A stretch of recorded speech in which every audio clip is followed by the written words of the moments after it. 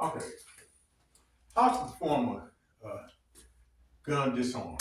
Today we're going to deal with doing a disarm with the gun held towards your head, your forehead in particular. Now, the reason why I'm doing this is because we live in a gun culture. Again, no matter what martial art technique you're learning and all of this empty hand stuff, that's fine. Some of it is effective, some of it not. But you always got to remember that this other person most likely will be armed. And what will you do if he pulls a gun on you?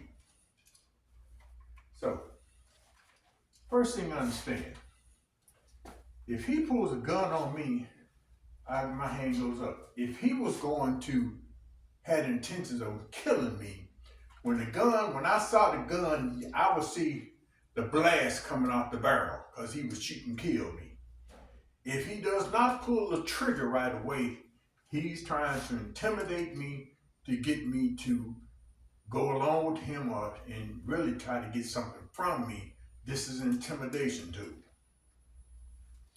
Now, the very first thing you want to do with a gun disarm is wherever the gun is, you want to get your hands up to the same level as the gun. So if it's aimed at your chest, you want it down here. So it's here.